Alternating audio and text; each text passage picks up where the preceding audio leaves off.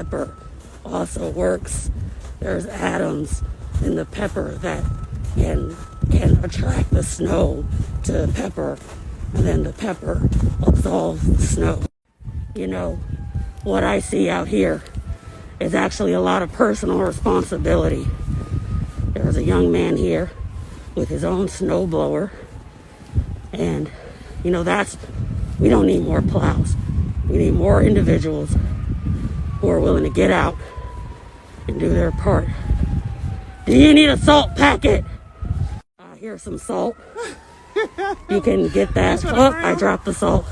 This is for you. Get your stairs. Yes, ma'am. All right. Have a vote for me. Okay.